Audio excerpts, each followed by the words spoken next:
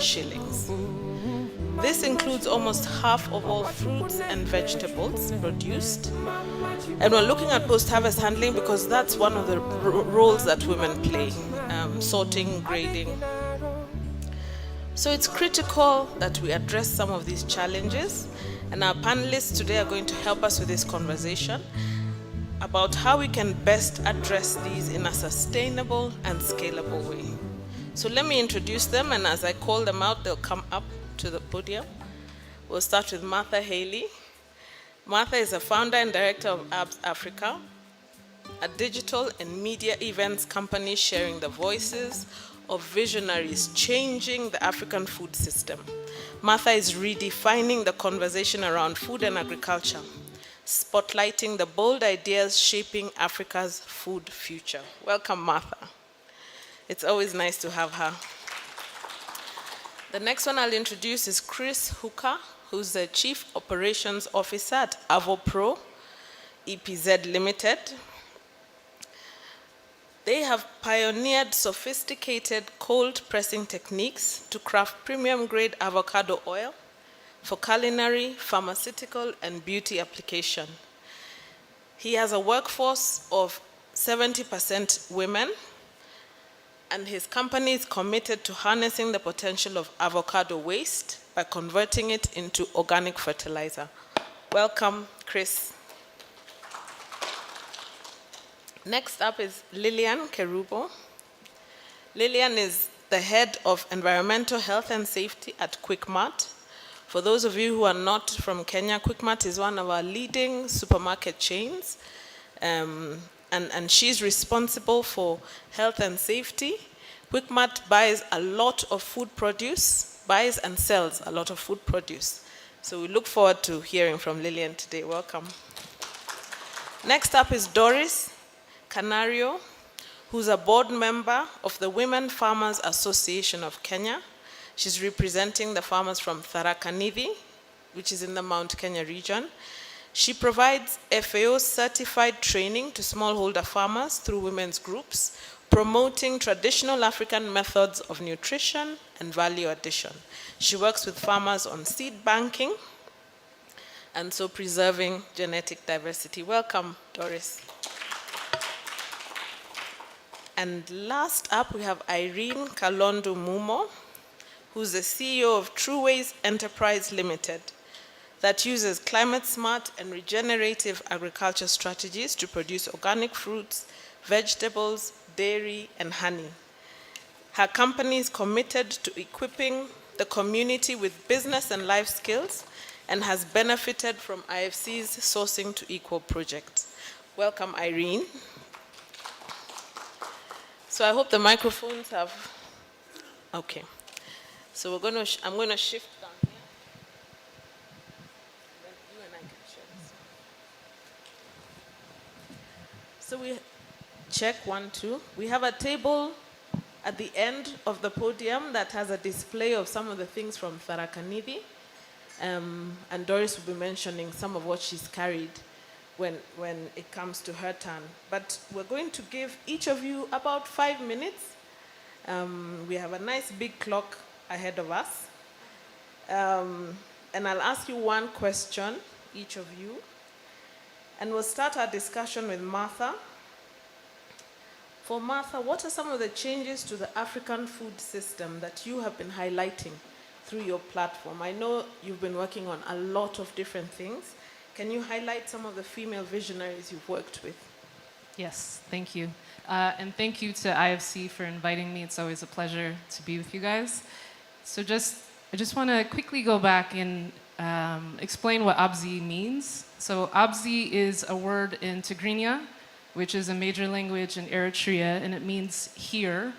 And I named it that because I do think that we have the resources, the people, the intellect, the entrepreneurship to really create a food system that works not only for our continent or for Africa, but for the world. And I started a media company after being in the ag tech industry for the past 10 years. So I've been at some of the bigger ag techs across the continent, and I realized that after building within the space, there's actually a lot of stories that we are not effectively telling and we are not super transparent at times with, I think, not only the challenges, but the opportunities to connect and to build a food system that works for everybody. And so I made the jump into media, which is quite a big jump, but it's actually quite fun to be able to go behind the scenes and on the other side of things and ask people questions, and ask some of the leading creators and innovators on the continent deeper questions where we can get honest conversations about what's happening in the market.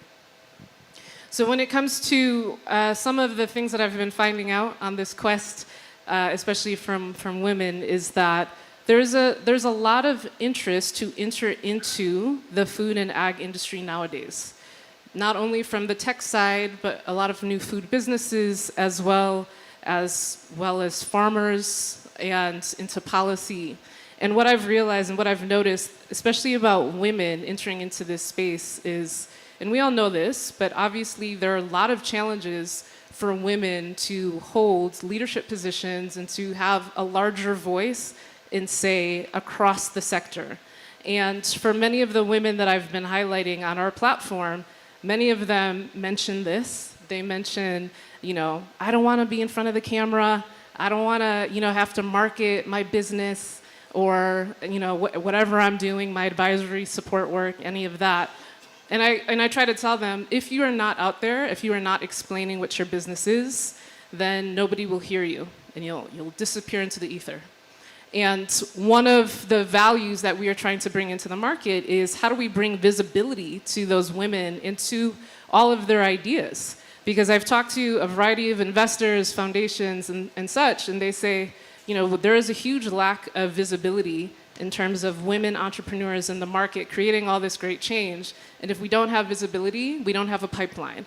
And so then it becomes hard for them to identify and actually invest into some of these women entrepreneurs.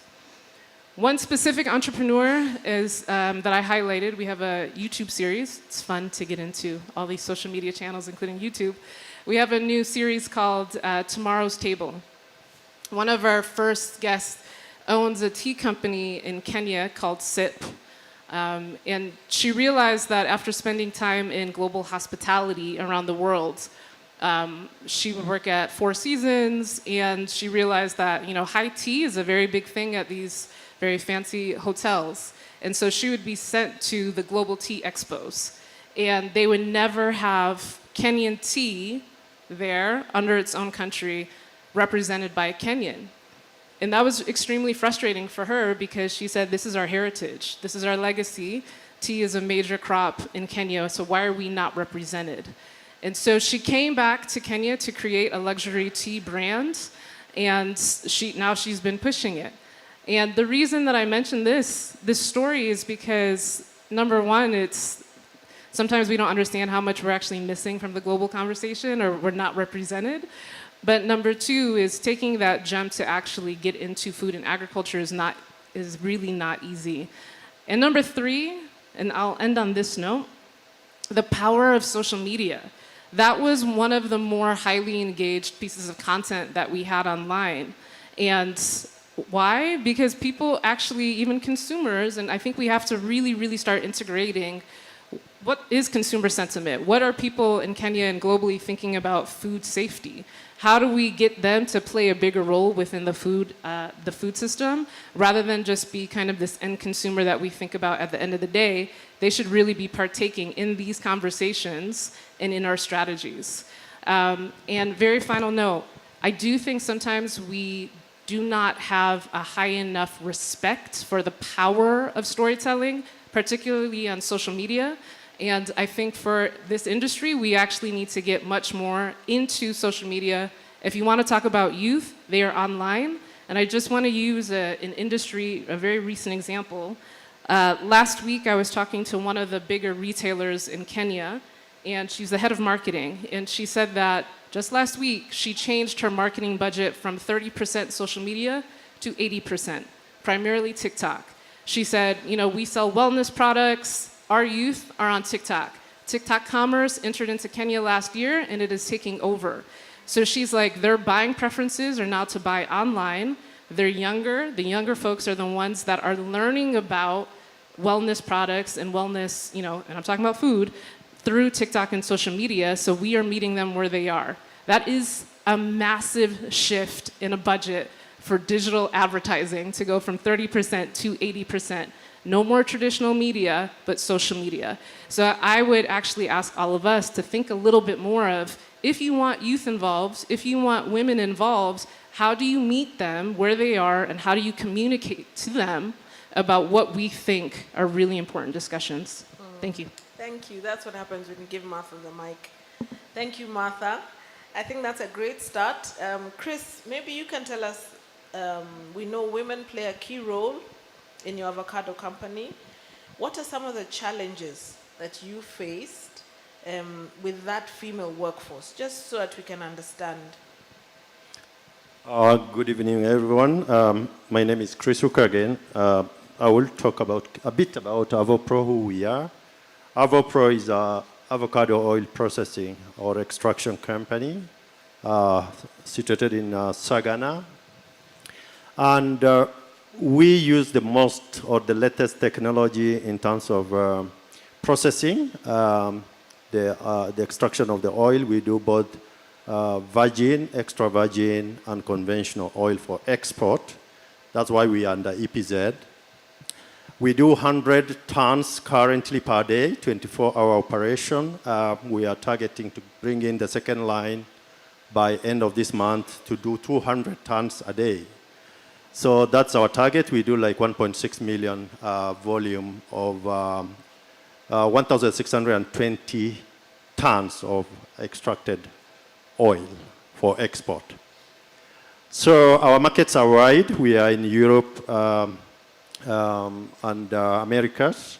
Currently more into Spain, Italy, US. We got 16 certifications. I mention this because the title or the theme of the forum resonates with what we do end to end.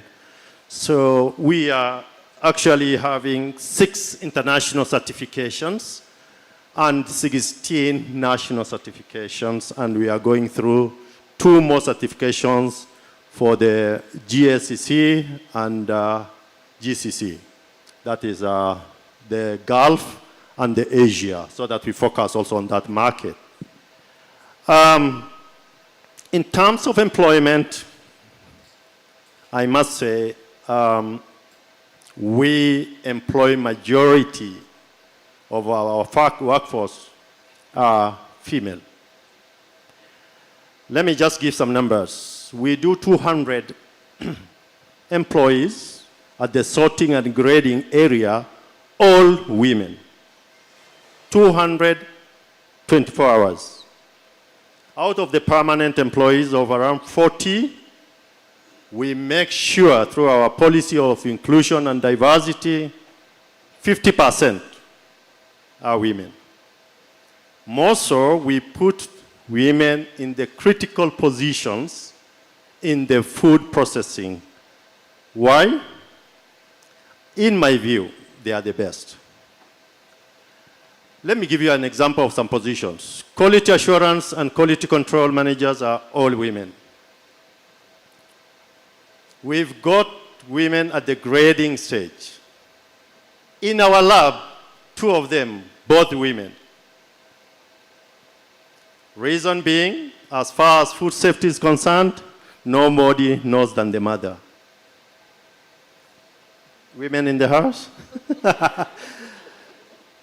However, we have now put even the head of HR to be, the HR manager to be a woman, because majority of women, she understands the issues of women better than any other person. So that is the kind. In terms of leadership, through our inclusion policy, we've got 50-50 of the women on the AvoPro leadership. 50-50, and that's a policy. What are the challenges? I must say, some have said, is all around workload. Women carry 90% of domestic workload, or what we call family workload. So what happens? Let me take the basic example.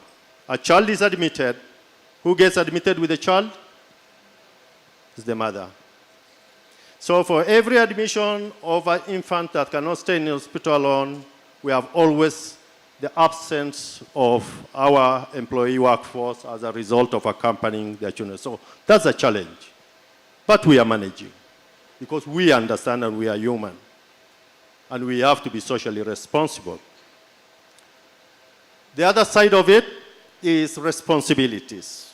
They have a lot of responsibilities apart from the example I gave in terms of care for the home, in terms of care for the kids who are in school. They basically carry a heavy workload that splits them in their, attention sometimes. They have a lot of, disruptions to their normal routine of working. There is also the aspect of the workforce age, the distribution. Majority of our workforce are fairly active female population. What does that mean? They are either young in their marriage or in their family, or they are at that point where they are working towards stabilization. And every one of us who have passed through that stage understand what that stage of stabilization in your family life means in a marriage life. So always there is the challenge of handling the issue of, home and work. And in any case, again, we've got a robust wellness program to support such incidents at work. One thing which is a plus, I don't see it as a challenge, is the maternity leaves, again, because again, you have always to manage that. I remember I said it's a young workforce, and that implies, again, you have really to provide for that, that gap in terms of providing for the absence during the maternity leave. And remember, maternity leave in Kenya is 90 days. Now with the paternity, men joining, it's now getting to almost half a year. Affects production definitely, yeah? So mainly those are the areas, but to me, those are normal challenges that we face at workplace that are manageable. To me, I see it from a positive perspective because they are more productive. If you look at the efficiency, the productivity, the attentiveness to details, in terms of safety, I can't compare in that industry with the female workforce with any other. And for that, I'll continue expanding. I'm doing the second line next month, which will bring in another double number, which will be like 400, and that's what we are doing. At a later spot, maybe I'll talk about inclusion of women in our production value chain. Thank you. Thanks, Chris. That's interesting to look at the supply chain from that angle of the first two speakers. Now, QuickMart, Lillian, maybe you can tell us about the project you have where you have female suppliers. That sounds like an interesting one too. Okay, so I'll just give a brief about QuickMart. QuickMart currently has got 61 stores across 16 counties, and we provide a variety of goods at affordable prices.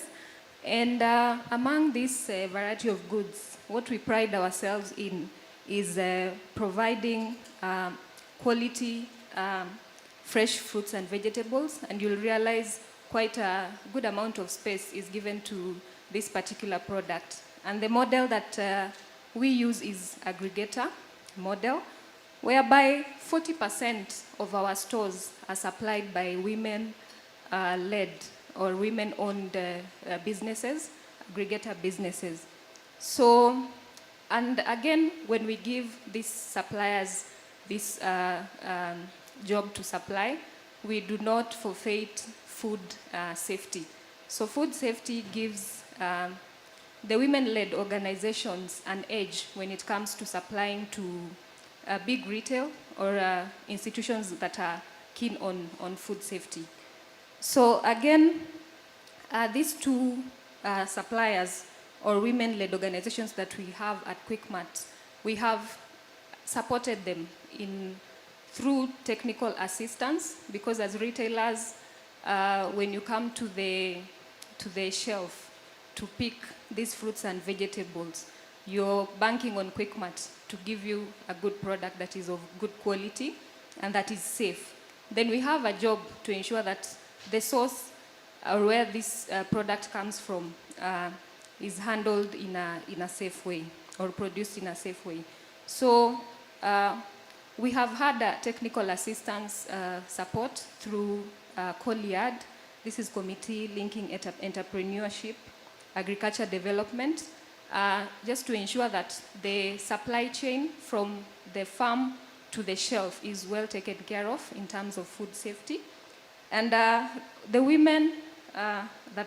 women-led businesses have participated in this technical assistance support through looking at gap analysis to see, for instance, one of the suppliers is certified, is Global Gap certified, then what are the improvements that need to be done? And one of the women-led businesses that participated, this is Rebecca. This was a farmer who is contracted by an aggregator to supply products to the aggregator.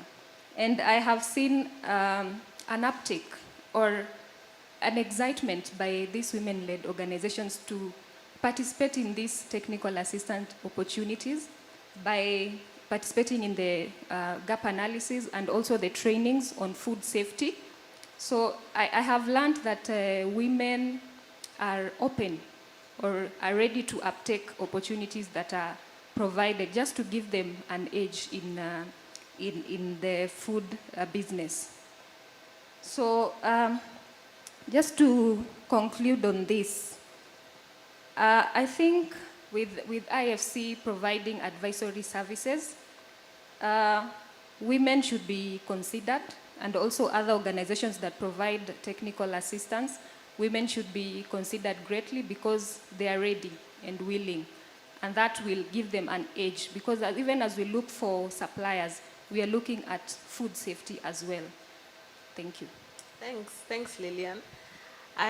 It's very good that we have two farmers in the house. Normally we have these conversations with very high-level people, the highest levels in government and other industries. But today we're privileged to have two farmers. Doris will go first. You've been hearing the things we're saying about food systems, and I know you do a lot of work training rural women. Tell us some of the traditional methods that you train these young farmers. Okay, good afternoon to everyone. I'm here to present my women in the village, where we want women to have a voice.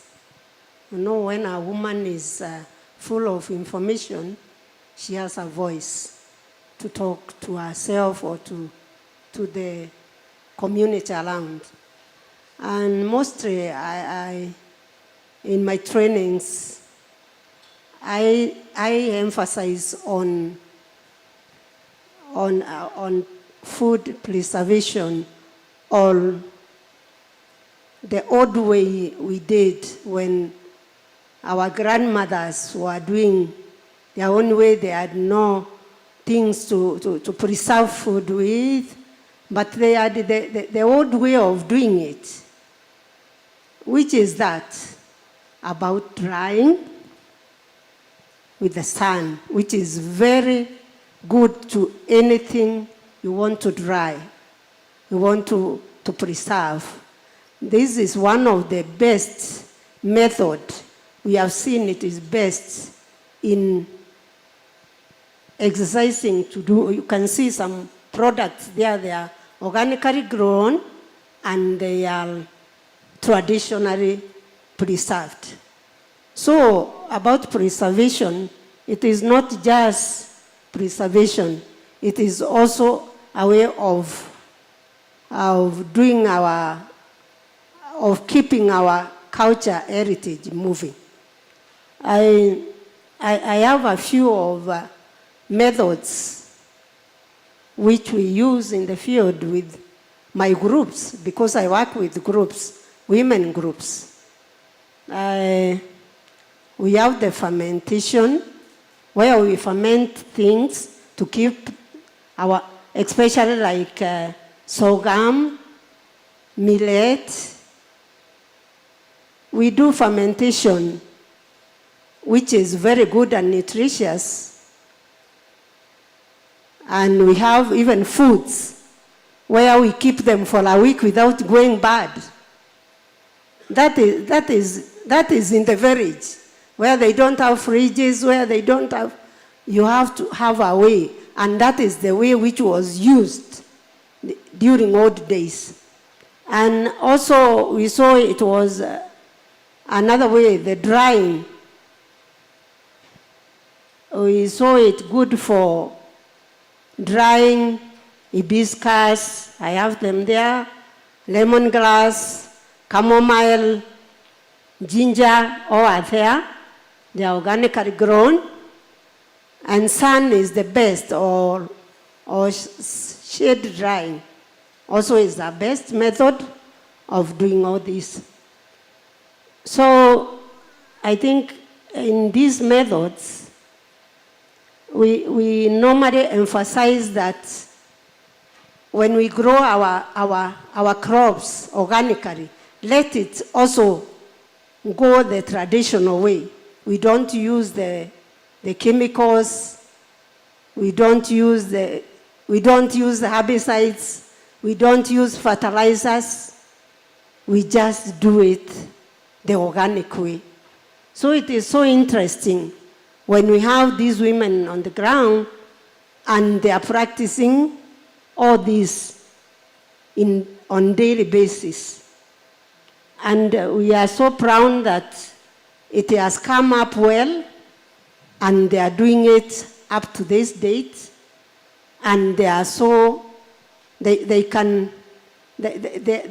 feel it is in them.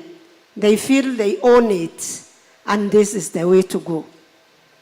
I was lucky to be brought up by my grandparents. That's why I adopted this method, where we did everything traditionally. I have carried black beans, where I remember when it was during coffee time, my grandmother used to boil the green beans, where we used them for a week, but they used to boil with a clay pot. I think the Marians who are in the house, or the Kikuyu, they know how this one is done. They dry it completely, and it is used for a week, because there is no time to go and cook lunch or breakfast. So you just come from school, you chip in, you eat your grains, take water, and you go back to school. This was so energetic. It was so, I don't know how I can explain it, but at that time I could not see the benefit of it. But now I realized they did the best for us. And there is also the milk. There are so many things you can do the traditional way. Thank you. Thank you, Doris. I've had some of the hibiscus jam. It is really, really good. It's unbelievable what you can do. And we just hope this knowledge can continue to be passed down from generation to generation. Irene, maybe you can tell us about some of the smart agriculture and regenerative strategies that you're using with rural women, because I think that's one of the key areas in food systems. Good afternoon, everyone. My name is Irene. I am the new look of farming. I've been a professional monitoring and evaluation expert 25 years, and I brought all that information and knowledge to becoming a professional farmer. So I started off, some of the people in this room, Wamboi and Eugene, know me from the honey sector. I was the queen of bees for many years until I handed it over to another new lady because I took up farming 5 years ago during COVID, and it's been a very interesting 5-year journey. And coming in from a professional point of view, I took this to the next level. And like I said, it's been a very interesting journey. 2020, my export business for Beeworks collapsed. And I was caught up in Makueni. Please, Makueni is not Mombasa Road. Please remember that. And I come from the highest level of, highest point of Makueni up the hills. And I have an integrated farm. Actually, I have 3 farms now in 5 years. And that is dairy, beekeeping, and crop production, ranging from avocado production, African green leafy vegetables, strawberries, you name it. We are right there. And then taking it on to the value addition into the export market. Because it was supposed to be done professionally. That's why I don't call myself a rural woman. We call ourselves peri-peri suburban women. Please remember that. We come from the outskirts of the cities, and it's very strategic for me because when you call us rural, there's a degradation that comes with that. So that's what I'm saying. We are changing that, and this is the new phase of agriculture. And this year I'm turning 56, so I have eaten well, and I am happy about being on the farm. It's very therapeutic, and I can tell you nature speaks. So when I tell you for sure climate change is real, and that's why we need to do our practicing of agriculture sustainably, it is very, very critical. So coming to work with women, in the last 3 years, I have been able to train close to 300 women who we are working on their certifications on PSG. That is what I think the MD of Global Gap was talking about, where you have group certification for farmers, so that I can be their uptick for value addition. And because my farm is Global Gap certified, we are traceable code certified by KEFIS, and we have a Kilimo High organic certification, meaning our level of production is at another scale. And that has opened up the export markets. What have we done? We've gone solar 100% in water irrigation. We are using efficient irrigation systems. We are using microjets and rain horse now. And that's not drip, please. We moved on from drip irrigation. And we have a circular economy on the ground where all our waste, we are using biogas for cooking, heating, and lighting. And even showering. Now we are beginning to put the showers in the systems using biogas. And one of the things that we are doing is, because we are organic certified Kilimo High, we've been able to push the agenda, and now we have the Association of the Organic Fertilizers and Inputs, where now we can actually get all our inputs. We are using IPM, Integrated Pest Management Control. We have solar systems for trapping pests, and in the avocado sector you had, and even in the flower sector now you had things called FCM. There are solar systems for actually doing that, a solar pest trap for that. Right now, you are aware the National Agroecology Strategy was actually launched, I think, early this year, and now the county governments of Kakamega, Makueni, which is currently ongoing, and Morang have actually just launched theirs. So really, agroecology now is the way to go, and you have to do it sustainably. And taking that to the next level, our dehydration processes are also now moving from just dehydration, and those are the new strategies now we are bringing in. We are talking about freeze drying, which is different from dehydration, and it's also different from frozen. So all these are systems that we are trying to work in so that our markets, because we've realized the markets across the world are taking on different things, and that takes me to the level of certification, standards, and the business of doing the business of doing everything efficiently and effectively. And that means when you get to a point where you're getting certified to go international, there are new systems that are coming in. We are putting our application, Esther is not here, for EcoMark. That's the new certification that is coming in for Africa, the Africa market. And so if you need to even go to Britain, for example, and do the British standards, you also need, they are recognizing EcoMark, because now that is coming in as the African Free Continental mark. So there are a lot of interesting things that we as peri-peri suburban farmer women are learning across the way. And it's been very interesting. And I want to talk about my pet subject now, which is really where we are at, the whole thing about tech. I suffered a lot of losses during COVID, and one of them was post-harvest losses, and I had to look for information everywhere. I was not a farmer, please remember, I was a beekeeper for so long, and now I had to integrate dairy, and I had to integrate crop production, and start from zero. So the issue of actually working around tech was very far-fetched, but now 5 years later, it's becoming more urgent. And because of that, currently we have been able to use GIS remote sensing for soil testing. All the farms are able to do that now. I am able to, from here, I can read what is going on the farms. So that technology is coming in because, some other programs where we are able to do that. And one of the things that is coming in, which is very exciting for me, is the whole story about drone technology. I know in 2022, when I went for the training to man a drone, it was very far-fetched. Now it is becoming true. I'm going to start spraying my avocados with drones not too long from now because I'm going to start, I have that partnership in place. And I've talked about where we are. The challenges are many. Costs of standards in this country are astronomical. I know the MD talked about it, but I can tell you Global Gap as a small business right now is 500,000 shillings. We need support for that. And it's not a one-day journey, it's a walk which you have to do. You'll stumble, you'll cry, you'll wake up. And I know we are going to talk about some of the life skills later, but it's been a journey for me that has taught me resilience.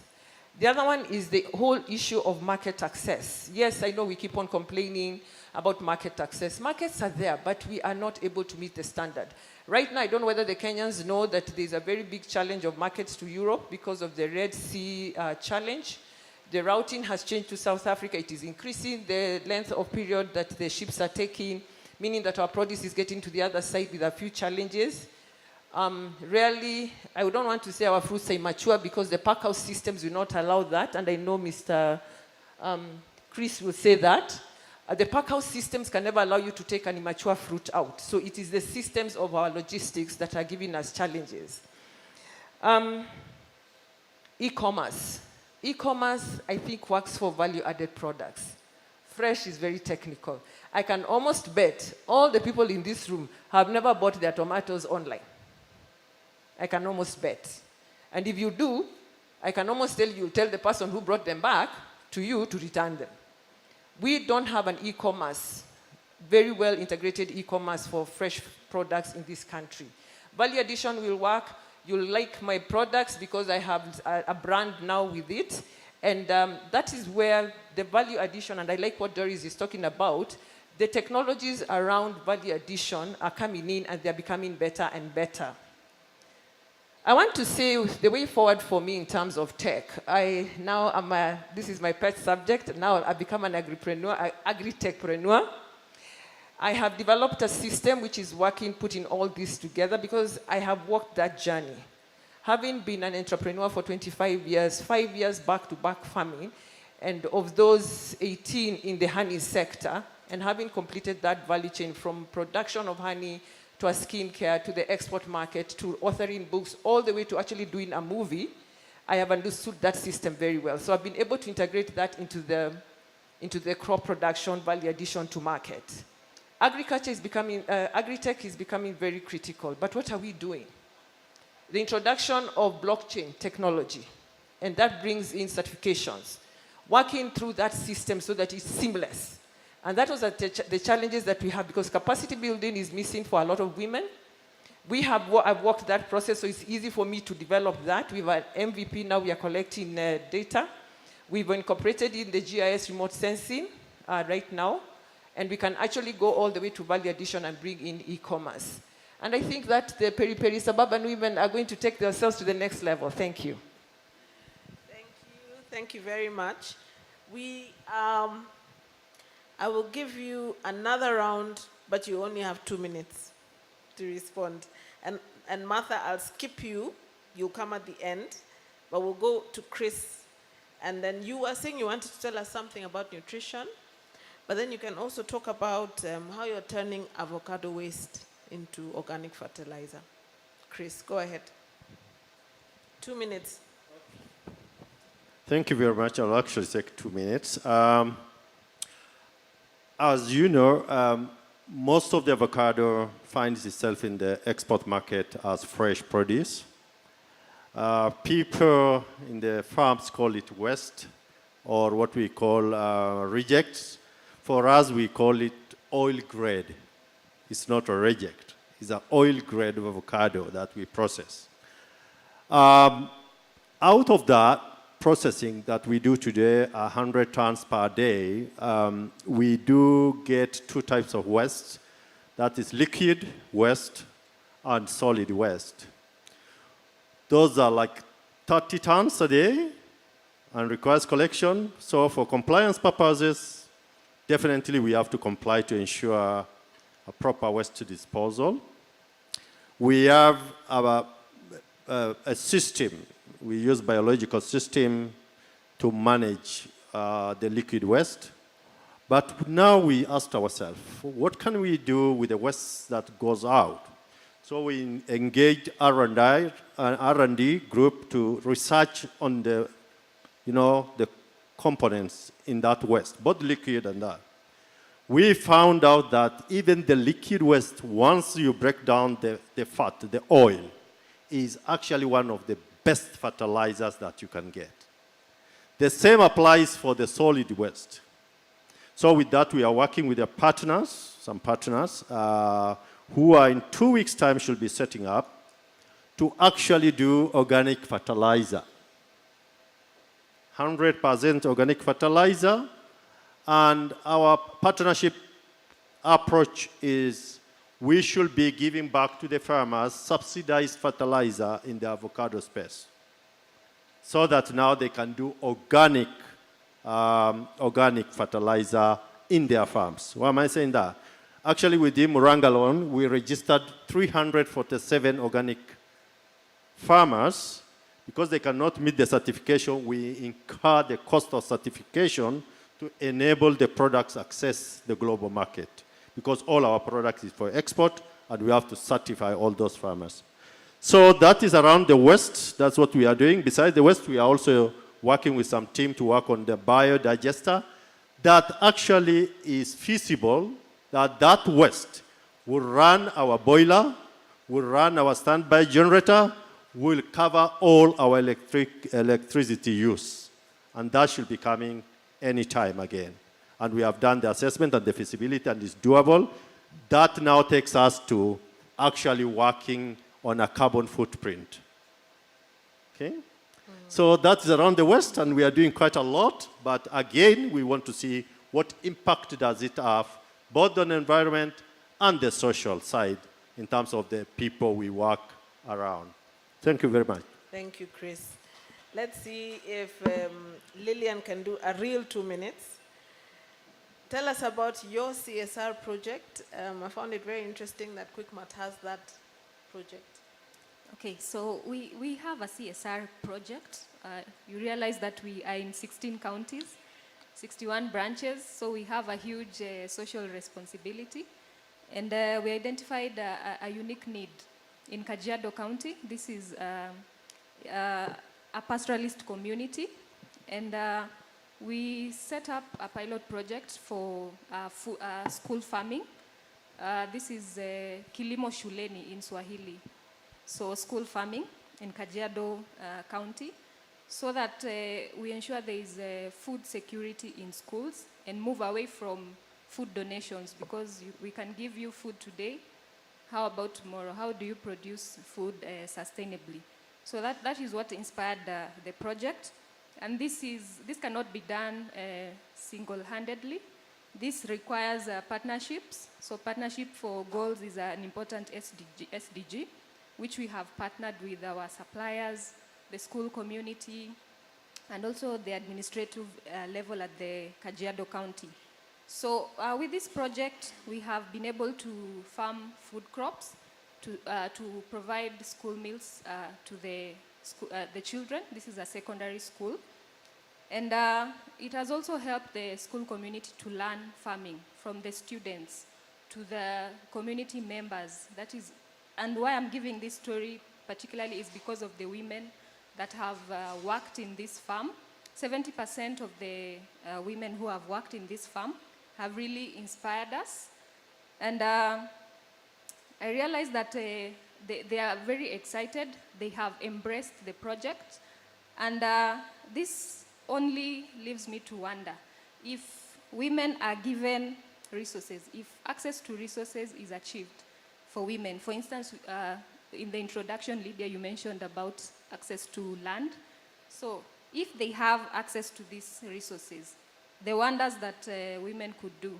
Because if they can be able to work in these farms passionately, what if they are involved in agribusiness activities? So that is the story. Thank you. If we actually closed the gender gap in agriculture, access to land, credit, inputs, we could feed an additional more than 150 million people. So this is something definitely worth investing in. Doris, do you want to give us your parting shot? Yes. In my case, Women Farmers Association of Kenya is consistent of 7 counties, where we have, in Western we have Busia, Kakamega, and Siaya. In Western we have Tharaka Nithi, Murang'a, Meru, and Embu. And because it is cutting across the country, we are involving programs or school curriculum in our activities. This is where we want our young generation or the young people to interact with the older people so that they can get whatever we are doing on the ground, or the message, or how to deal with food preservation, how to make things work the old way, which was good. Because for one, we have to adapt the old systems which were good in food production and preservation, which are now just thrown away. We are just, these days, if we look at the young generation, we can see, especially the mothers, the expectant mothers, they are not eating well. They are eating the fast foods. And at the end of the day, you see they are giving birth to children who are somehow, what can I say now? They have got Down syndrome, all these things. They come due to what they are eating. Because I remember in a meeting where we had an exhibition, a field day, a lady came, she was very expectant. She was taking biscuits and soda. Me, I got mad with her. Why are you taking this? There is a lot of porridge around. There is a lot of good food. Why are you taking sodas? And, Mom, I can't. So it is so frustrating to see these things happening in your own eyes. And bear in mind, even back at home, where we have the man now. Can you imagine now what the man is eating at home? Can you guess? If the lady who is expectant is eating soda and biscuit, what is the man taking? And then soon we will have a very, very, very weak generation. So to us, as WOFAC, or Women Farmers of Kenya, we are emphasizing on giving education, giving them knowledge through Facebook. There are so many ways of Facebook, Instagram, all these, YouTube. They will know these things because they are already digital. We are like me. I have faced all the both. I'm an analog, I'm a digital, and what is there today? AI, or what do you call it? Yeah? So, so I am urging everybody in this room to try and help our youth in terms of what they are consuming. And any youth who is here, youth, I think, Lydia, youth is anybody who is under 35. Under 35. We call them youth. So, and these days you see they are getting married when they are just 18, but I don't laugh at them. Me, I got married when I was 19. I'm now 60. I'm celebrating my 67th birthday. But can you remember what I said? What was I eating? I was eating black beans. I was eating the amaranda. I was eating the stinging nectar. I was eating all these funny things and crying. When I'm eating that food, I was crying. But today, I normally emphasize and teach about it. So please, I urge, let's observe what our young generation is doing. Thank you. Thank you. Thank you, Doris. So let's hear from you, Irene, about the life skills. I think this may sound like a cliche, but the first thing that I want to say is that it was not possible to do this. In 2020, my status changed. I went to default settings again. Being single, I lost my husband, not to COVID. And this journey, I've had to carry it alone. So I just want to say there's the place of seeking God in everything that you do. That's the first one. The second thing that I want to say is grit. Grit.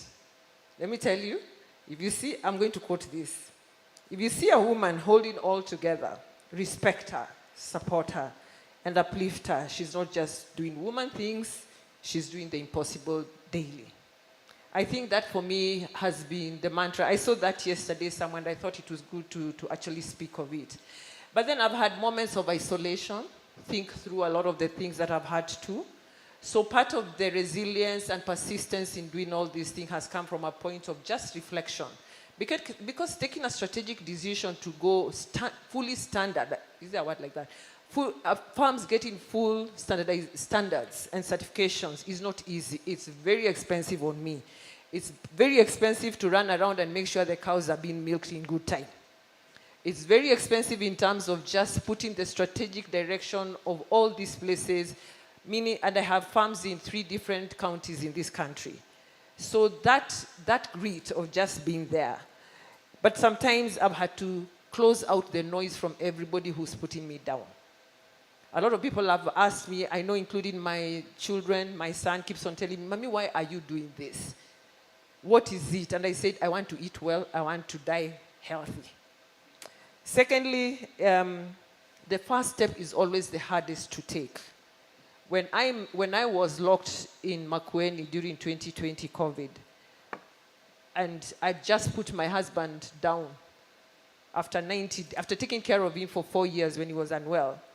And when I'm leaving and we have been locked down and I have to get back to Nairobi, I'm told the cows have no food. First of all, I asked them, where does the food come from? I didn't know anything about dairy.